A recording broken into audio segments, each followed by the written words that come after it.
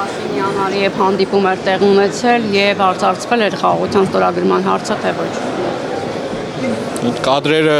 հրապարակված են, որ հանդիպում տեղի է ունեցել երկու երկրների ղեկավարների միջև։ Մեր գնահատականով հանդիպումը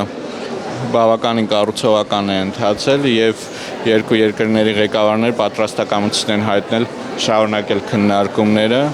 խաղաղության պայմանագրի ստորագրման ուղղությամբ։ Մենք կարծում ենք, որ մոտ ապագայում հնարավոր կլինի շարունակել քննարկումները ադրբեջանական կողմի հետ։ Այս պահին հստակ եւ Փաշինյանը այդ հրապարակված տեսանյութերում տեսանք, որ Ալիևին սուրճի սեղանի մոտ զրուցելու է հրավիրել։ Կարծում եմ սուրճի սեղանը չէր, որ կարևոր էր այդ ամբողջ պատմության մեջ, կարևորը փաստն էր, որ երկու երկրների ղեկավարները շարունակել են քննարկումները ընդհանուր խաղաղության օրակարգի եւ խաղաղության պայմանագրի կնքման եւ առհասարակ խաղաղության գործընթացի առաջ մղման ուղղությամբ։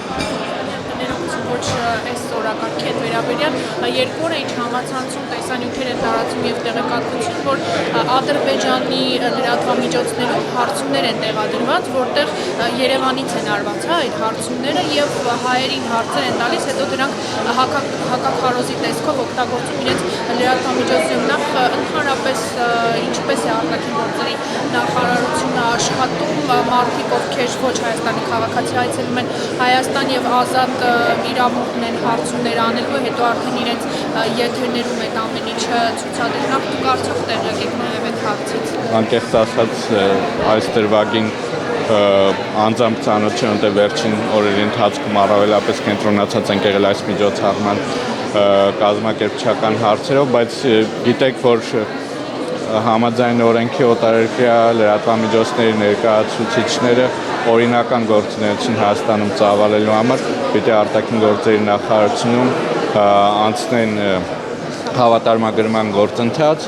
իսկ դրա բացակայության պարագայում հետագայում հստակ քայլեր կարող են ձեռնարկվել նրանց դեմ։ Կոստանյան, ամիսներ առաջ առաջարկ է ներկայացրել տարածաշրջանային հաղորդակցությունների ապաշրջափակման վերաբերյալ։ Ինչ-որ արձագանք ունենք այդ առումով։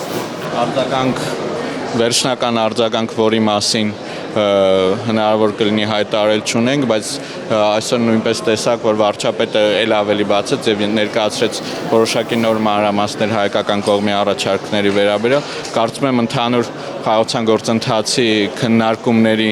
համատեքստում այս թեման նույնպես պիտի լինի Հայաստանի եւ Ադրբեջանի միջև սպասվող հետագայում քննարկումների օրակարգ։ Պարոն Կոստանյան, միջազգային հյուրեր ունենք, արդյոք իրենց հետ շփումներում քննարկում եք նաև Ադրբեջանում պահվող հայ ռազմագերիների հարցը եւ ինչ տեսակետ ունեն իրենք։ Մենք բազմիցս նշել ենք, որ մեր հայազգի ռազմագերիների եւ քաղաքացիական պահվող անձանց ազատ արձակման խնդիրը մշտապես գտնվում է մեր օրակարգում եւ մեր բոլոր հանդիպումներում այս հարցը միշտ տեղ է գտնում։ Բնականաբար մեր միջոցառմանը նաև մարդու իրավունքների ոլորտում հայտնի բավականին գործընկերներ կան, որոնք Երևան են ժամանել եւ վստահաբար խոսելով մարդու իրավունքների ոլորտի մասին մենք չենք կարող եւ ցանկություն էլ չունենք չանդրադառնալ այդ թեմային, հակառակը դա մեր առաջնահերթությունների թվում է։ Իսկ այդ խոսակցությունները ինչպես են օգնում։ Տեսեք, մինչև այն պահը, երբ բոլոր մեր համերկրացիները չեն վերադարձել Հայաստան, բնականաբար արդյունքներով բավարարված լինել չենք կարող։ Ադրբեջանը շարունակում այդ պայմանների մասին հարց բարձրաձայնել, այս նախապայմաններին, որոնք որ բարձրաձայնվում են, քննարկվում է։ Ինչ է նշանակում քննարկվում է։ Ադրբեջանի ներկայացրած երկու նախապայմանները, որոնք բարբերաբար Ալիևը բարձրաձայնում է, որ միջև այդ երկու նախապայմանները չլուծվեն խաղաղության պայմանագիր չի կնքվի, այս հարցի մասին։ Քիչ առաջ վարչապետ Փաշինյանը կրկին հայտարարեց, որ ինչ վերաբերում է ԵԱՀԿ Մինսկի խմբի մեխանիզմներին, ապա Հայաստանը պատրաստ է միաժամանակ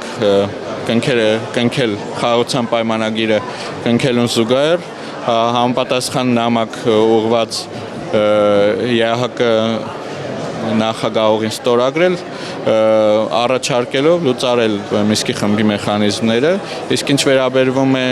Հայաստանի Հանրապետության Սահմանադրության վերաբերյալ հարցին, այդ մասով նույնպես ներկայացվեց Հայաստանի Հանրապետության դիրքորոշումը, այն է